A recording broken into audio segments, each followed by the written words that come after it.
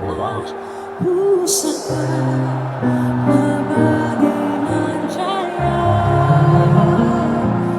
Indonesia sejak dulu kala tadi puja-puja bangsa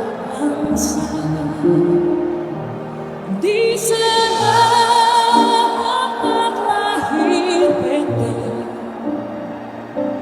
dibuai dibesarkan bunda tempat berlindung di hari tua sampai akhir menutup mata tempat berlindung di hari tua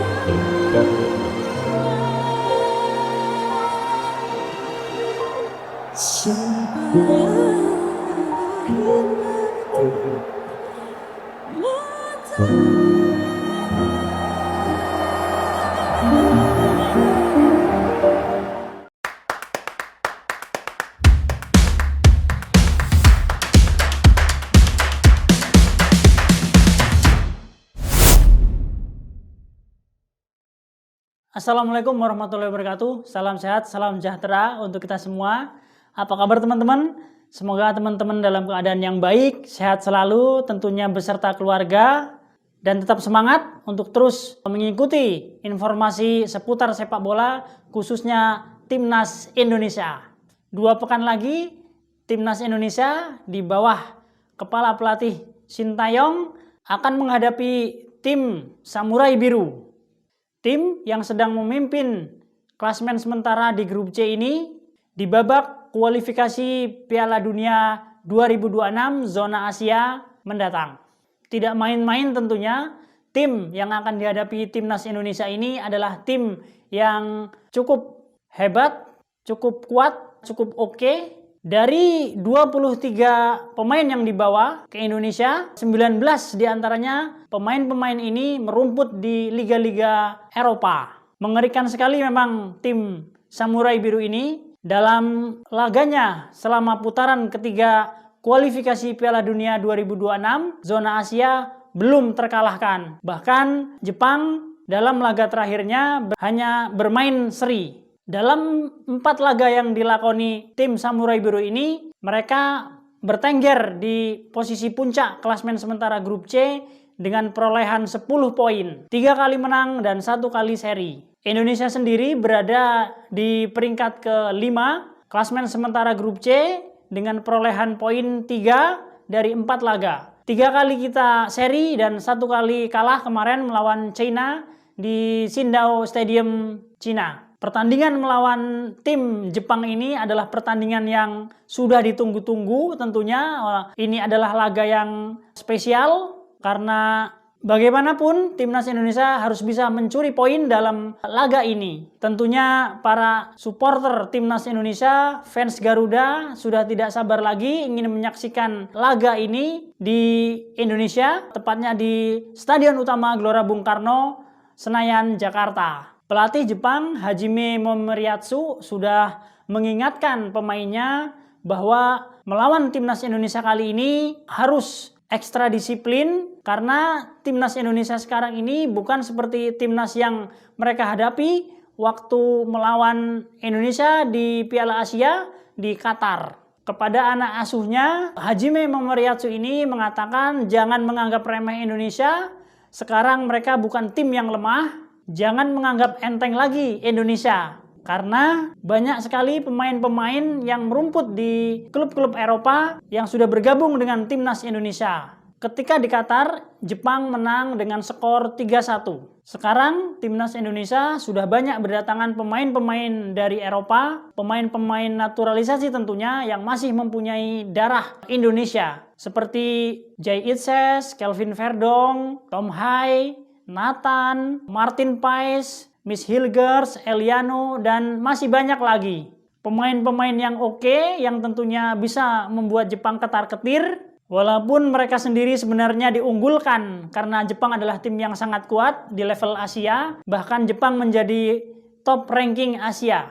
Atmosfer di Stadion Utama Gelora Bung Karno pastilah sangat mempengaruhi bagi mereka, makanya ini yang diantisipasi oleh pelatih Jepang Hajime Momoriatsu. Pelatih Jepang ini juga sudah mengatakan ke media-media di Jepang bahwa timnya, anak asuhannya saat ini sedang fokus untuk menghadapi timnas Indonesia besutan pelatih Sintayong. Dalam 2 pekan ke depan mungkin mereka sudah tiba di tanah air 3 atau 4 hari sebelum laga bertanding karena lebih cepat untuk mengaklimatisasi, yaitu penyesuaian diri dengan cuaca yang ada di Indonesia serta suasana yang ada di lapangan, tentunya di Stadion Utama Gelora Bung Karno. Nah, teman-teman, yang akan kita bicarakan kali ini adalah tentang lini belakang. Kita mungkin belum mendapatkan Kevin Dix seperti video-video saya sebelumnya. Kevin Dix ini mungkin tersedia di tahun depan, tepatnya di bulan Maret. Ya, mungkin PSSI akan terus mencobanya untuk mempercepat proses Kevin Dix ini. Tapi karena pendaftaran pemain ini tanggal 8, untuk laga tanggal 15 besok, sepertinya Kevin Dix tidak bisa diturunkan, tidak bisa tersedia pada laga melawan Jepang ini, teman-teman. Jadi ini terasa sulit memang dengan waktu yang mepet untuk bisa menghadirkan Kevin Dix, menyediakan Kevin Dix untuk bermain di laga kelima ini melawan Jepang. Tetapi kalau bicara pemain belakang, teman-teman, kembalinya Justin Hubner seusai cedera, dia sudah siap untuk bermain dengan timnas Indonesia untuk membela Garuda melawan Jepang di laga 15 November mendatang. Ini sangat menarik karena kehadiran Justin Hubner sudah pasti ditunggu-tunggu untuk memperkokoh lini pertahanan timnas Indonesia. Justin akan membantu rekan satu timnya di lini belakang, Jay Itses, Miss Hilgers. Mungkin di sayap, di back ada Sandy Walsh dan Kelvin Verdong. Ya, semoga saja hadirnya Justin Hubner dan para pemain belakang kita bisa cukup meredam serangan-serangan tajam dari pasukan Samurai Biru tentunya, teman-teman. Karena memang amunisi Samurai Biru di garis depan sangat cukup membahayakan tentunya, teman-teman. Salah satunya adalah Ueda dan Kamada. Nah, makanya kembalinya Justin Hubner bisa dipadukan dengan Jay Inces serta Miss Hilgers, teman-teman. Ini yang akan menjadi kekuatan bagi kita. Jadi Kelvin Verdong tidak perlu lagi ditarik ke belakang seperti waktu menghadapi Cina di pertandingan yang lalu. Ada perubahan yang dibuat oleh kepala pelatih Sintayong di laga itu, bahkan ada 4 perubahan. Ya, karena posisi Verdong diambil alih oleh Shen Patinama. Saat itu kita kalah, sekarang Verdong dikembalikan ke tempat asalnya, yaitu bek kiri. Kemudian kehadiran Justin Hubner ini sangat membantu memberikan kekuatan kita di lini pertahanan untuk menambah kokohnya pertahanan Indonesia. Dan di sisi kanan bisa diisi oleh Sandy Walsh. Saya kira itu akan menjadi kombinasi yang sangat baik tentunya, teman-teman. Ketika STY nanti akan menampilkan 3-4-3, jadi nanti Verdong bisa ditarik ke belakang. Jika ada serangan di sisi kiri dan di sisi kanan, Sandy Walsh bisa juga turun ke belakang. Jadi ada 5 pemain belakang yang sejajar, yang siap mengamankan lini belakang pertahanan Indonesia. Kecepatan mereka untuk segera turun jika ada serangan dari Samurai Biru ini sangat membantu sekali buat Jay Inces, Miss Hilgers, dan Justin Hubner tentunya, teman-teman. Memang belum bisa dipastikan Justin Hubner ini akan diturunkan langsung sebagai starter atau seperti apa, karena ada juga Rizky Ridho, back yang sudah terbiasa bermain di lini belakang, yang sepertinya lebih tune in dengan kapten kita, Bang Jai, sudah saling bisa membacalah pergerakan masing-masing. Karena Rizky Ridho ini juga sudah terbiasa bermain di belakang dengan Bang Jai, teman-teman. Tapi bagi kepala pelatih Sintayong, lini belakang ini sangat-sangatlah penting karena tim Samurai Biru mempunyai penyerang-penyerang yang cukup tajam serta sangat kuat di lini depan. Maka dari itu kita harus punya orang-orang yang baik dalam permainan, punya visi misi, dalam bermain untuk bisa mengatasi serangan-serangan tajam skuad Samurai Biru. Disiplin dan juga cepat untuk melakukan counter attack menuju garis depan pertahanan lawan. Dan diharapkan juga pertahanan kita sulit ditembus oleh penyerang-penyerang lawan. Tentunya dengan pertahanan yang kuat bisa membuat timnas Samurai Biru menjadi frustasi tentunya teman-teman. Dengan lini belakang yang kuat, ini pastinya sangat menyulitkan bagi striker-striker Jepang seperti Kubo dan rekan-rekannya. Karena saat Kubo dimainkan pasti akan langsung berhadapan-hadapan dengan benteng pertahanan kita teman-teman. Para pemain di lini belakang kita masih sangat muda teman-teman. Justin Hubner, Jay Itses, serta Miss Hilgers. Pemain-pemain muda yang bisa lebih lama berada di timnas senior tentunya. Di lini belakang dipastikan akan bermain habis-habisan melawan timnas Jepang. Saya pikir kepala pelatih timnas Indonesia Sintayong tidak akan banyak melakukan perubahan. Dia pasti sudah banyak belajar tentang strategi apa yang ia terapkan waktu melawan China di pertandingan yang lalu. Dan ini tentunya sudah dievaluasi oleh kepala pelatih Sintayong untuk tidak membuat kesalahan lagi seperti waktu melawan Cina. Tidak main-main, setelah Jepang kita akan menghadapi Arab Saudi, tapi Jepang dululah ya. Makanya sangat penting sekali pertahanan yang kuat teman-teman. Jepang sudah dipastikan akan mengambil alih dalam permainan. Dia akan menguasai permainan atau ball possession. Dia mungkin akan menguasainya dan ini tidak boleh terjadi. Kita harus bisa merebutnya. Jangan sampai penguasaan bola terlalu lama. Kita harus bisa merebutnya agar tidak terjadi serangan yang mematikan tentunya teman-teman. Tapi kalau kita punya pertahanan yang kuat tentunya akan membuat frustasi pemain-pemain lawan ya. Kita harapkan bersama teman-teman, kepala pelatih Sintayong masih punya banyak kombinasi tentunya.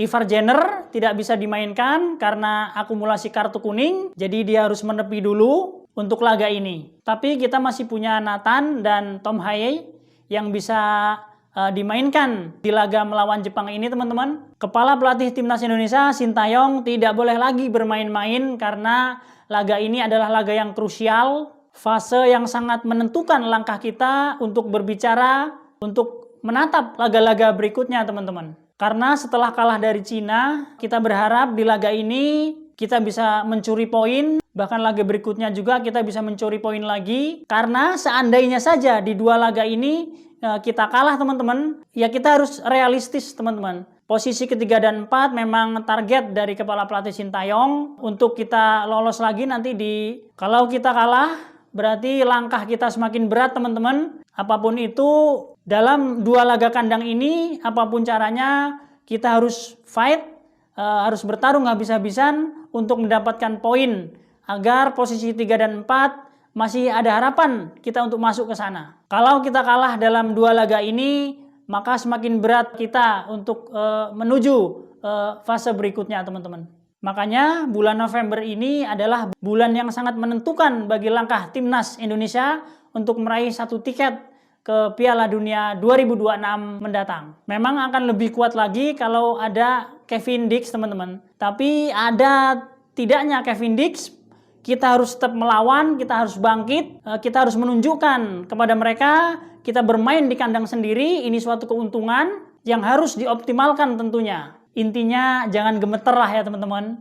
Dalam sepak bola itu banyak sekali kemungkinan yang bakal terjadi. Dalam sepak bola juga banyak sekali kejutan-kejutan yang terkadang di luar pikiran kita teman-teman. Kembalikan ban kapten kepada Bang Jai, karena kalau saya pribadi tentunya teman-teman, kalau melihat ban kapten di lengan Bang Jai itu terasa nyaman gitu, terasa aman gitu. Ini tentunya asumsi saya pribadi teman-teman. Karena menurut saya Bang Jai itu punya aura kepemimpinan teman-teman. Dia bisa mengkoordinir pasukannya, dia secara emosinya juga kontrol emosinya bagus, dia bisa mengkoordinir pasukan, sangat cocok lah dia menjadi jenderal lapangan buat timnas Indonesia. Dia itu riding the game, dia kedewasaannya bagus lah ya teman-teman. Sebagai leader Itulah yang diinginkan banyak orang. Seperti apa susunan starter yang terbaik, line up yang terbaik timnas Indonesia itu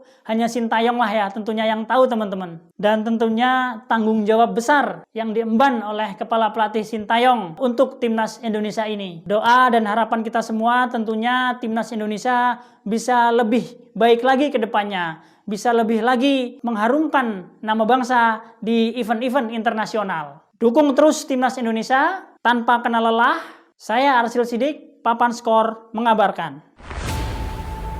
Remember who you are playing for. Everybody is supporting you guys. We have to give everything on the field. And the last thing is to fight as a team. Fight for each other. Everything we do outside, we have to do for our brother.